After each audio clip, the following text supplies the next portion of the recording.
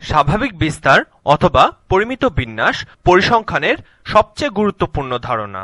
সিদ্ধান্তমূলক পরিসংখ্যানের সকল কাজ যেমন তথ্যবিন্দুর উপর ভিত্তি করে সিদ্ধান্ত গ্রহণ কিছুটা হলেও পরিমিত বিন্যাস অথবা স্বাভাবিক বিস্তারের উপর নির্ভরশীল। আজকের ভিডিওতে এই স্প্রেডশিটের মাধ্যমে আমি তোমাদের পরিমিত বিন্যাস সম্পর্কে যতটুকু ধারণা দেয়া সম্ভব দিতে চাই। তাহলে কখনো যদি তোমাকে কেউ পরিমিত বিন্যাস সম্পর্কে জিজ্ঞাসা করে তাহলে তুমি বলতে পারবে, হ্যাঁ আমি এটা জানি এবং এই সূত্র প্রয়োগ করে আমি এই অঙ্কটি করতে পারবো। তুমি চাইলে এই স্প্রেডশিটটি www.khanacademy.org/download/ এই ওয়েবসাইট থেকে ডাউনলোড করতে পারো। এরপর download/normalintro.xls টাইপ করলেই তুমি এই শীটটি পেয়ে যাবে। এছাড়া তুমি যদি উইকিপিডিয়াতে যাও এবং নরমাল ডিস্ট্রিবিউশন টাইপ করে সার্চ দাও তাহলেও তুমি এই তথ্যগুলো পাবে। এই সূত্রটি সরাসরি উইকিপিডিয়া থেকেই নেয়া। এই সূত্রতে অনেকগুলো গ্রিক বর্ণ দেখে তোমার একটু ভয়ও লাগতে পারে। এই সূত্রতে সিগমাটি হলো পরিমিত ব্যবধান। এই চার্ট দিয়ে আমরা তা আলোচনা করব এবং দেখব আসলে এটি কি বোঝাচ্ছে। তোমরা হয়তো পরিমিত ব্যবধান সম্পর্কে আগে থেকে জানো, কিন্তু এটি হলো একটি সম্ভাব্যতা ঘনত্ব ফাংশনের পরিমিত ব্যবধান। আমি এখানে তোমাদের সম্ভাব্যতা ঘনত্ব ফাংশনের ভিডিওটি আবার দেখতে বলবো, কারণ আমরা এবার যেটি করব তা দ্বিপদী বিন্যাসের চেয়ে একটু আলাদা। দ্বিপদী বিন্যাস ক্ষেত্রে যদি আমি বলতাম 5 পাওয়ার সম্ভাবনা কত, তাহলে তুমি এই আয়তলেখ অথবা হিস্টোগ্রাম দেখেই বলতে পারতে।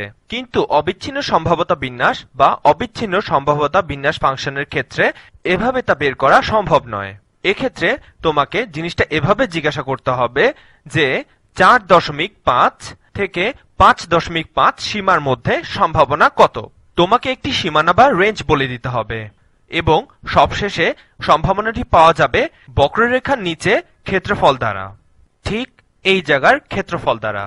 তোমরা যারা ক্যালকুলাস পারো তাদের জন্য যদি p of x একটি ঘনত্ব ফাংশন হয়, যদিও এটি একটি পরিমিত বিন্যাস হতেও পারে অথবা নাও হতে পারে, তাহলে 4.5 থেকে 5.5 সীমার মধ্যে সম্ভাবনা কত।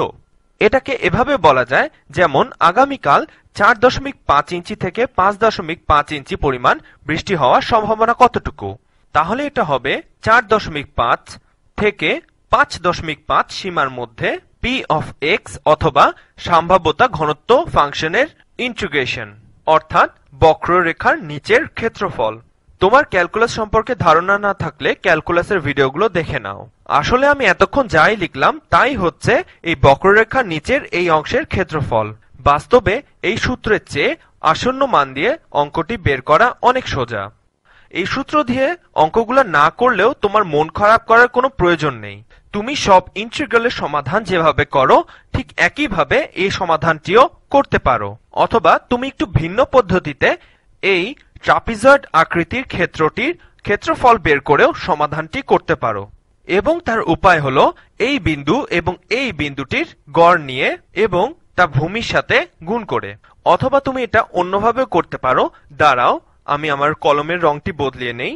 তুমি এই লাইনটির উচ্চতা নিতে পারো এবং ভূমির সাথে গুণ করে তুমি এই আয়তক্ষেত্রটির ক্ষেত্র বের করতে পারো। এটা দিয়ে মোটামুটি ভাবে তুমি বক্ররেখার নিচের ক্ষেত্রফলটি বের করতে পারবে। যদিও অল্প কিছু জায়গা তোমার হিসাবের বাইরেই থেকে যাবে, তবুও এই ক্ষেত্রে হিসাবটি মোটামুটি ঠিকই আসবে। পরবর্তীতে তুমি ধারণা পাবে অনেকগুলো দৈব চলক বিবেচনা করা হলে দ্বিপদী বিন্যাস আসলে পরিমিত বিন্যাসেই রূপান্তরিত হয়। পরিমিত বিন্যাস আসলে খুবই মজার বিষয় এবং এখানে এই চিত্রটি পরিমিত বিন্যাসকে বোঝাচ্ছে। পরিসংখ্যানে আরও একটি মজার বিষয় আছে যাকে আমরা বলি সেন্ট্রাল লিমিট থিওরেম বা কেন্দ্রীয় সীমা উপপাদ্য। কিন্তু এই ভিডিওতে আমি কেন্দ্রীয় সীমা উপপাদ্য প্রমাণ করব না। তুমি অন্য ভিডিওগুলোতে যেখানে আমি মুদ্রা নিক্ষেপ দিয়ে উদাহরণ দিয়েছি তা দেখলেই এই উপপাদ্য নিয়ে ভালোভাবে বুঝতে পারবে। এবং সেক্ষেত্রে বলা হয়ে থাকে স্বাধীনভাবে অনেকগুলো মুদ্রা নিক্ষেপ করলে এবং সবগুলো নিক্ষেপের ঘটনার ফলাফল যোগ করলে এভাবে অসীম সংখ্যকবার মুদ্রা নিক্ষেপের ঘটনার ফলাফলের যোগফল থেকে আমি পরিমিত বিন্যাসই পাবো। এক্ষেত্রে মজার বিষয় হলো মুদ্রা ছোড়ার ক্ষেত্রে ফলাফলগুলো প্রত্যেকটি স্বাভাবিকভাবে বিস্তৃত নাও থাকতে পারে। ঠিক একইভাবে আণবিক বিক্রিয়ার কথাও বলা যেতে পারে। যেমন ধরো, প্রতিবার ক যখন ক্ষয়ের সাথে বিক্রিয়া করে তখন তার ফলাফলগুলো সাধারণ বিস্তার দ্বারা নির্ধারিত নাও হতে পারে। কিন্তু যদি আমি এ ধরনের অসংখ্য বিক্রিয়ার সমষ্টি নেই, তাহলে সর্বশেষ ফলাফল স্বাভাবিকভাবে বিস্তারের মাধ্যমেই নির্ধারিত হয়। আসলে প্রকৃতিতে এরূপ অনেক উদাহরণ পাওয়া যায়, সেজন্যই এই পদ্ধতিটি সবসময় ব্যবহার করা হয়। যদি কোনো জটিল বিষয়ের উপাত্ত নেওয়া হয় এবং তা অসংখ্য স্বাধীন ঘটনাবলীর সমষ্টিরূপে থাকে, তাহলে অনুমান করা যেতে পারে যে তার ফলাফল স্বাভাবিক বিস্তার থেকেই এসেছে। পরবর্তী ভিডিওতে আমি আলোচনা করব কখন এই অনুমানটি প্রযোজ্য হবে অথবা তা হবে না। যাই হোক, এই অংশটি বোঝার জন্য আমি আবার লিখছি। উইকিপিডিয়াতে ঠিক এভাবেই তা লেখা আছে, 1/σ গুণন 2 পাইয়ের বর্গমূল। এই রাশিটির সাথে গুণন হিসাবে থাকবে ই, যার সূচক হলো এই সম্পূর্ণ রাশিটি, আর সেটা হলো বিয়োগ এক্স বিয়োগ মিউ বা গড় সম্পূর্ণটির বর্গ ভাগ 2 গুণন সিগমার বর্গ। সিগমা হলো পরিমিত ব্যবধান এবং পরিমিত ব্যবধানের বর্গই হলো ভেদাঙ্ক। এতগুলো গ্রিক বর্ণ দেখে তোমার মনেই হতে পারে যে এটি আমি কিভাবে সমাধান করব। আসলে এই অংশটি বিস্তৃতির উচ্চতা নির্দেশনা করে। উদাহরণস্বরূপ বলা যেতে পারে, ধরো এই চিত্রটি দিয়ে আমি একটি বিস্তৃতি বোঝাচ্ছি এবং এই চিত্রটি আমাদের ধারণা দেয় সেই সব মানুষ সম্পর্কে যাদের উচ্চতা 5 ফুট 9 ইঞ্চির উপরে। ধরি এই চিত্রের ঠিক মাঝখানে আছে 5 ফুট 9 ইঞ্চি। এখন যদি আমি জানতে চাই গড় উচ্চতা হতে 5 ইঞ্চি বেশি উচ্চতার লোকের শতকরা পরিমাণ কত, তাহলে তার সম্ভাবনাটা আমরা কিভাবে বের করতে পারবো? তাহলে আমি যা করব তা হলো এই সংখ্যাটি আমি এই সূত্রে বসিয়ে দেব। এখানকার 5 বসবে এক্স এর জায়গায়। তুমি এখানের পরিমিত ব্যবধান জানো, তুমি ভেদাঙ্কও জানো কারণ তা হচ্ছে পরিমিত ব্যবধানের বর্গ, তুমি গড়ও জানো, তুমি শুধু এক্স এর মানই বসাবে এবং উত্তর পেয়ে যাবে। কিন্তু এখানে একটি সীমানা নির্ধারণ করে দিতে হবে, কারণ এটা বলা কঠিন যে কতজন মানুষের উচ্চতা ঠিক 5 ইঞ্চি বড় হবে। আসলে আমরা বলতে পারবো কতজন লোকের গড় উচ্চতা 5.1 থেকে 4.9 এর বেশি, কারণ কোন লোকের উচ্চতা ঠিক 5.9 হতে পারে না, হয়তো তার চেয়ে একটু বেশি অথবা তার চেয়ে একটু কমই হবে। ঠিক এভাবেই এই সূত্রটি ব্যবহার করা হয়। আসলে এই সূত্রটি স্বাভাবিকভাবে সাধারণ জীবনে এত বেশি ব্যবহার করা হয় যে এই সূত্রটির সাথে তোমার পরিচিত হওয়াই লাগবে। চলো আমরা এই সূত্রটি নিয়ে আরো কিছুক্ষণ আলোচনা করি।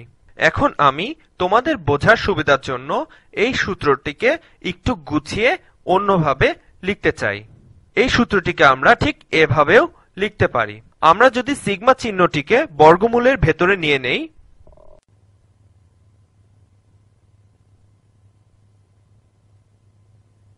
তাহলে আমি সূত্রটিকে এভাবে লিখতে পারি, 1/2 গুণন পাই গুণন সিগমা স্কয়ারের বর্গমূল। আসলে সিগমা স্কয়ার হলো ভেদাঙ্ক, যা কিনা পরিমিত ব্যবধানেরই বর্গ। আমরা যখন পরিমিত ব্যবধান বের করি তার আগেই আমরা ভেদাঙ্ক নির্ণয় করে ফেলি এবং বাকি অংশটিকে আমরা এভাবে লিখতে পারি, যা হলো ই এর সূচক ঋণাত্মক 1/2 গুণন বর্গ চিহ্নটিকে বাইরে বের করে দিলে আমরা পাচ্ছি এক্স মাইনাস মিউ বা গড় ভাগ সিগমা এবং এর সম্পূর্ণটির বর্গ।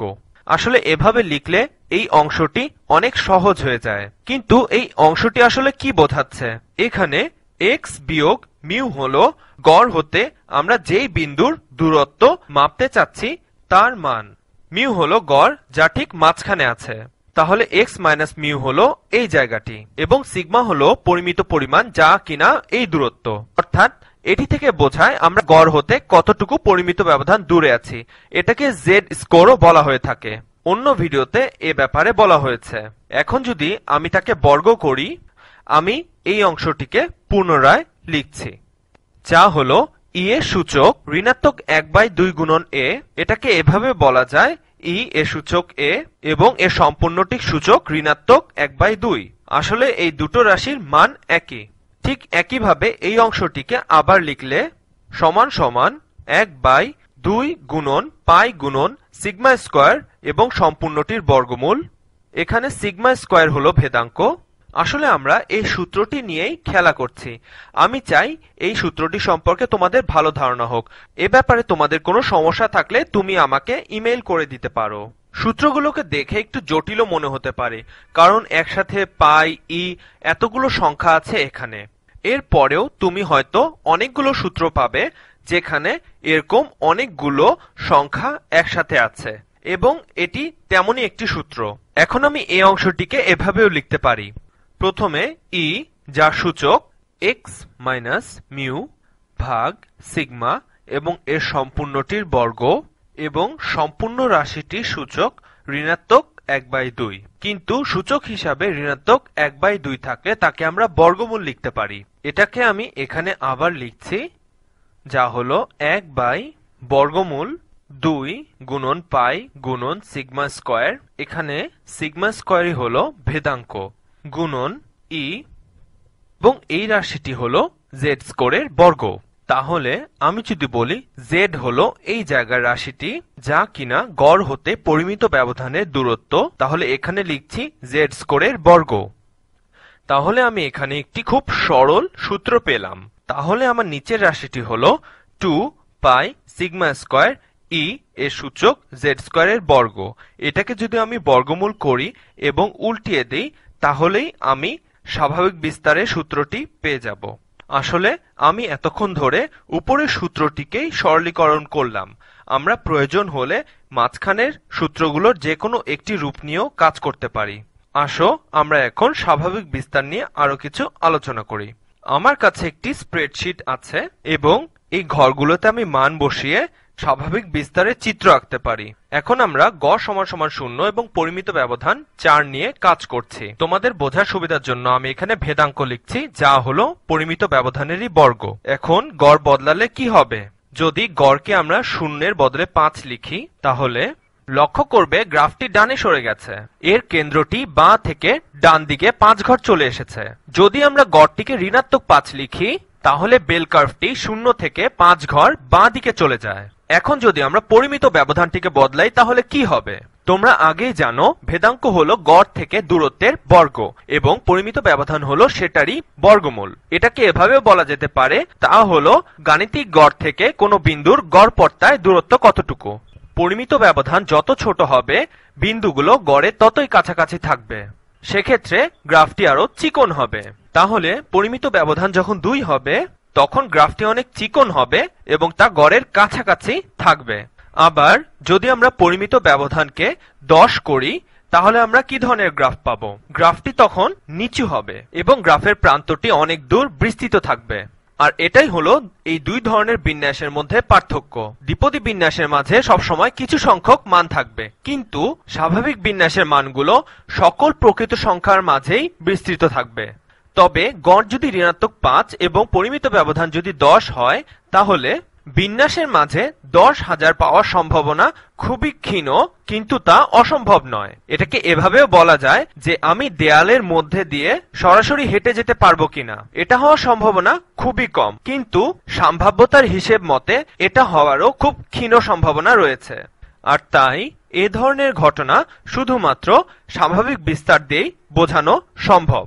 ভিডিও শুরুতেই আমি বলেছিলাম, স্বাভাবিক বিস্তারের ক্ষেত্রে কোনো সম্ভাবনা বের করার জন্য কার্ভের উপর কোনো একটি নির্দিষ্ট বিন্দু ধরলে চলবে না।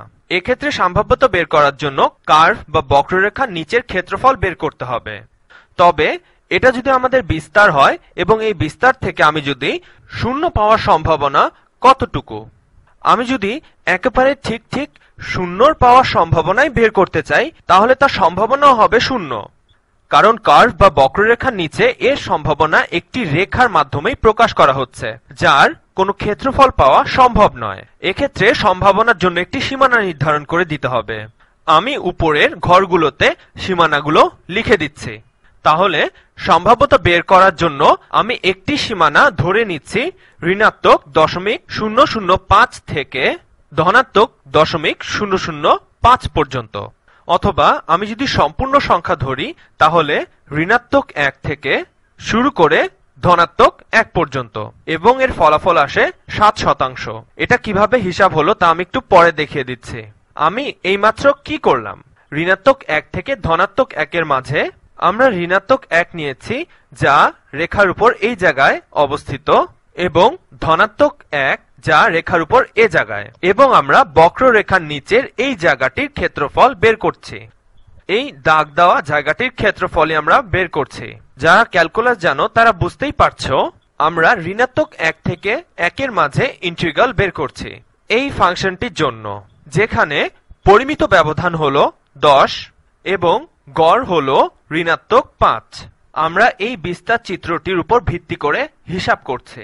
এখন যদি আমরা মানগুলোকে বসিয়ে ফেলি তাহলে পাচ্ছি 1 বাই পরিমিত ব্যবধান 10 2 গুণন পাই এর বর্গমূল সম্পূর্ণ রাশিটি গুণন ই যার সূচক ঋণাত্মক 1/2 গুণন x বিয়োগ গড় যা কিনা ঋণাত্মক 5, তাহলে দুটো বিয়োগ মিলে যোগ হবে x যোগ 5 ভাগ পরিমিত ব্যবধানের বর্গ যাকে ভেদাঙ্কও বলা হয়, এবং তা হবে 100 এবং সম্পূর্ণ রাশিটির বর্গ, তারপর dx 7% হবে এই রাশিটির মান অথবা 0.07 যা কিনা এ জায়গার ক্ষেত্রফল।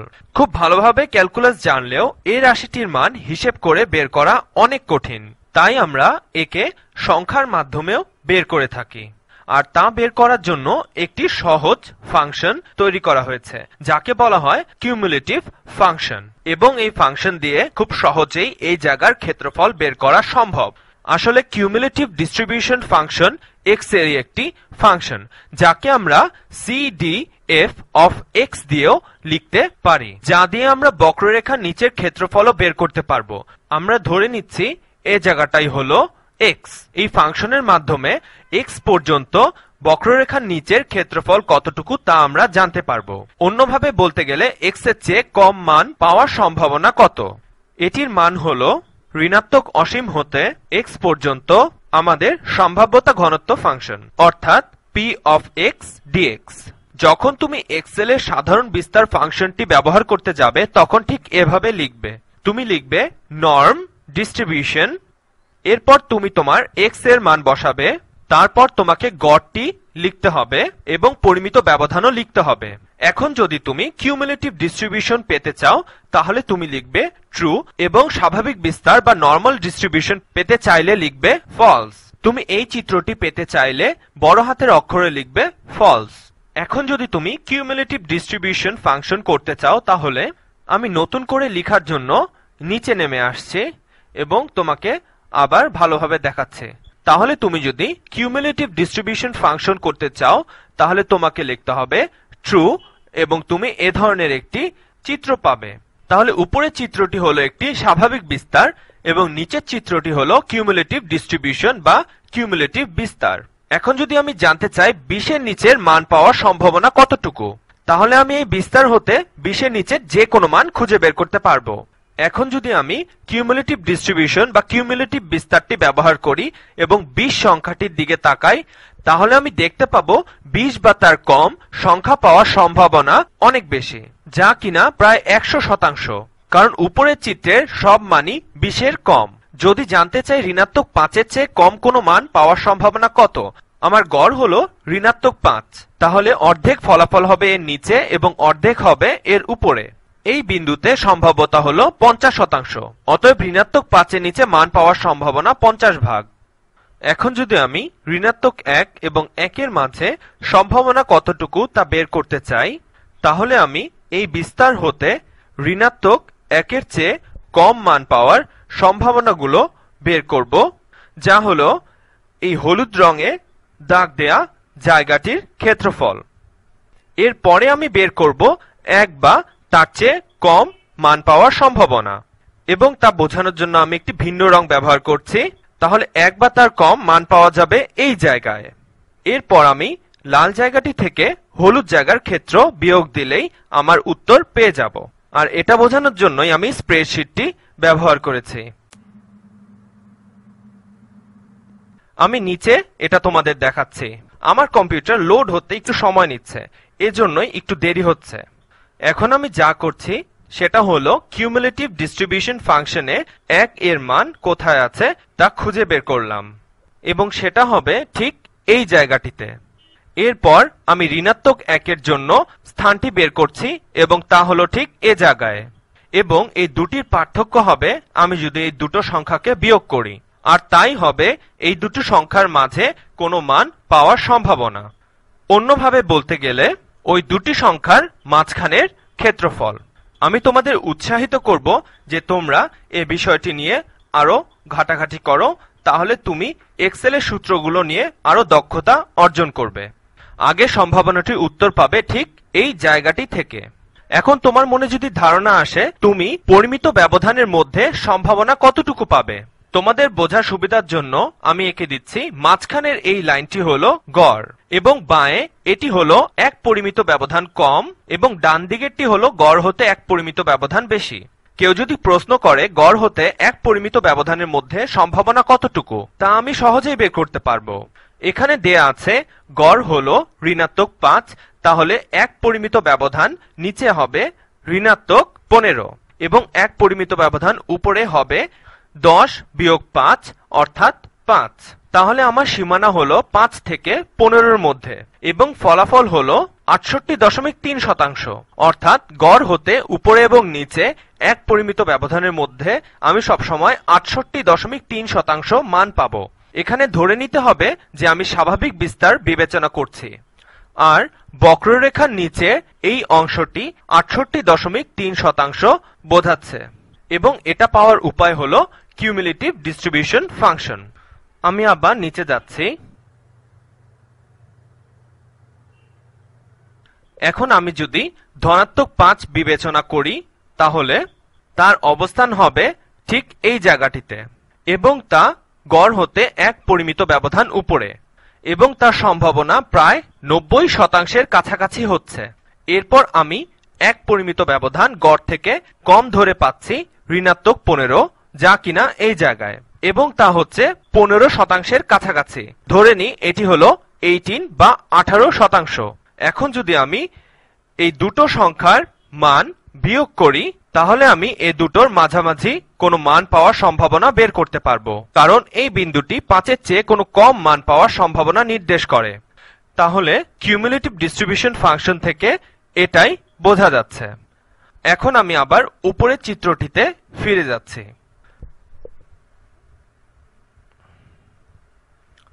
এখন যদি আমি 5কে বিবেচনা করি যা নিচের চিত্রে এ জায়গায় আছে, যা উপরের চিত্রের এই দাগ দেওয়া অংশটিকেই বোঝায়। আবার যখন তুমি নিচে -15 বিবেচনা করছো তখন উপরের চিত্রের এই অংশটিকেই বোঝাচ্ছে। তাহলে তুমি যদি ছোট অংশটিকে বড় অংশ থেকে বাদ দাও তবে তোমার হাতে বক্ররেখার নিচের অংশটি বাকি থাকবে। এই স্প্রেডশিটটি আরো ভালোভাবে বোঝার জন্য আমি তোমাদেরকে এটা নিয়ে আরো বেশি কাজ করতে বলবো। এখন আমার আগের গড় ছিল -5, এখন যদি আমি তা -5 করি তাহলে কার্ভটি ডান দিকে সরে যায়। তুমি দেখতেই পাচ্ছ কার্ভটির কেন্দ্র 0 হতে ডান দিকে 5 ঘর চলে গেছে। আবার আমি যদি পরিমিত ব্যবধানটি কমিয়ে দেই তাহলে কার্ভটি আরো চিকন হয়ে যাবে। চলো আমরা পরিমিত ব্যবধান 10 থেকে তা নামিয়ে 6 আনি, তাহলে কার্ভটি আরো চিকন হয়ে গেল। এখন যদি তা আমি 2 নামিয়ে আনি তাহলে তা আরো চিকন হবে। আমি চাই তুমি এই সূত্রগুলো নিয়ে আরেকটু চিন্তা করো। কিউমুলেটিভ বিস্তার ফাংশন এবং দ্বিপদী বিস্তারের মধ্যে একটি সম্পর্ক রয়েছে যা আমি আগের ভিডিওতে আলোচনা করেছি। এখন যদি আমি এই ছক হতে বিন্দু নিয়ে -20 এবং 20-এর মধ্যে স্থাপন করি, আমি এই ছকে মানগুলো এক এক করে বাড়িয়ে লিখেছি। তারপর আমি প্রত্যেকটি বিন্দু বসিয়েছি এবং বিন্দুগুলোকে যোগ করে দিয়েছি। এরপর আমি প্রতিটি বিন্দু হতে গড়ের দূরত্ব মেপেছি। যেমন ধরি 0 - 5, এটা হলো এই দূরত্ব, অর্থাৎ এখানে বোঝাচ্ছে যে -20-এর দূরত্ব গড় থেকে 25 একক। এরপর এই মানটিকে আমি পরিমিত ব্যবধান দ্বারা ভাগ করেছি এবং এটি হলো আদর্শ জেড স্কোর, এবং এ দ্বারা বোঝায় -20 গড় হতে কত পরিমিত ব্যবধান দূরে আছে, এবং তা হলো তা গড় থেকে 12.5 পরিমিত ব্যবধান নিচে আছে। এরপর আমি এসব মান এই সূত্রে বসিয়ে দিয়ে ফাংশনটির উচ্চতা নির্ণয় করলাম। দেখা যাচ্ছে -20-এর জন্য উচ্চতা অনেক কম এবং -2-এর জন্য তার উচ্চতা কিছুটা বেশি। কার্ভের উপর সেটি চিহ্নিত করলে আমরা ঠিক এরকম একটি জায়গা পাবো এবং তা হলো p of x এর মান। এখন যদি আমরা সম্ভাব্যতা নির্ণয় করতে চাই তাহলে আমাদের দরকার কিউমুলেটিভ ডিস্ট্রিবিউশন ফাংশন। আর ঋণাত্মক 20 এর জন্য এটি হলো সেই মান। যদিও এখানে এটি 0 দেখাচ্ছে, আসলে কিন্তু এটা 0 নয়। অনেক ক্ষুদ্র মানকে ভালোভাবে বোঝানোর জন্য এখানে 0 লেখা হয়েছে। এটা হয়তো হতে পারে 0.0001 এর মতো। এটা হবে খুবই ছোট সংখ্যা। এমনকি আমরা ঋণাত্মক 1000-এরও সম্ভাবনা খুঁজে বের করতে পারি। আরেকটি বিষয় আমাদের মনে রাখতে হবে যে এই কার্ভের নিচে সম্পূর্ণ অংশটির যোগফল হবে 1, কারণ সম্ভাব্য সকল ঘটনা এই 1 এর মধ্যেই অন্তর্ভুক্ত হবে।